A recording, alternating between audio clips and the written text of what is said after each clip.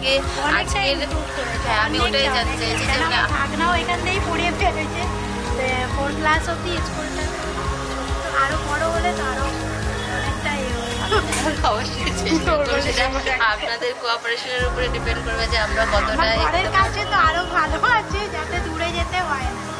আমি আপনাকে জিজ্ঞাসা করবো, আপনিও যখন বাচ্চাকে ভর্তি করেছিলেন তার থেকে আজকে বাচ্চা আর নতুন ক্লাস, আবার একটা নতুন ক্লাস পেয়ে যাবে, আপনার এক্সপিরিয়েন্সটা একটু জানতে চাই। হ্যাঁ, আমার ছেলে তো খুব ইমপ্রুভ করেছে। আমার ছেলে আগে একদম কথাই বলতো না বা কারোর সঙ্গে মিশতো না, সেইটা অনেকটাই ইমপ্রুভ করেছে। আমার মেয়েও এখান থেকেই পাশ করে গেছে, 4 অব্দি বলে পাশ করে বেরিয়ে অন্য স্কুলে যেতে হয়েছে।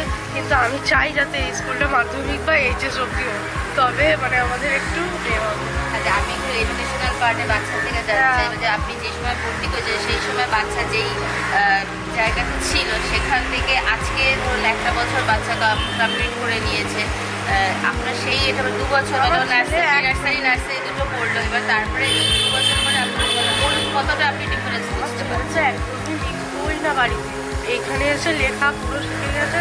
সব থেকে বড় কথা ওদের যে ক্লাস টিচার অনিন্দিতা ম্যাম বা মানে আমাদের এই স্কুলে যত ম্যাম আছে সবাই আমাদের সঙ্গে গার্জেনদের সঙ্গে খুব কোঅপারেট করে, যার জন্য আমার ছেলে পুরো মানে অনেকটা ইমপ্রুভ করেছে।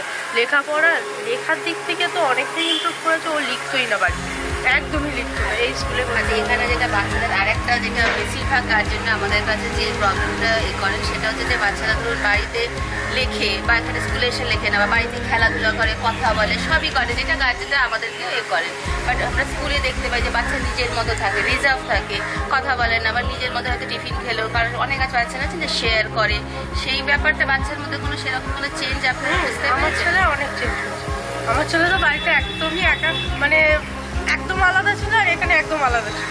শুধু স্যার বলতো তোমার বাচ্চা মানে আপনার বাচ্চা খেলে না, করে না, কিন্তু এখন তো আমার মানে আমাদের প্রিন্সিপাল স্যারই আমাকে বলছে যে আপনার বাচ্চা অনেক ইমপ্রুভ করেছে। আর আমি নিজেও দেখেছি যে ও ফুটবল খেলছে, মানে আমি ক্যামেরার ছবিতে দেখেছি যে ও খেলছে, তারপরে খাবার শেয়ার করছে, সবই আমি দেখেছি। জানি যে ও অনেকটা ইমপ্রুভ করেছে। থ্যাংক ইউ আপনাদের।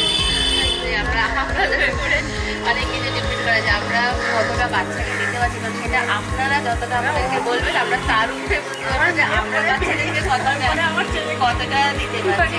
এখানে অ্যাক্টিভিটিটা অনেক অ্যাক্টিভিটি অনেক বেশি, আর বিশেষ করে টিচারদের সঙ্গে কোঅপারেট যেটা ব্যাপার থাকে, যেটা অন্য স্কুলে আমরা পাই না।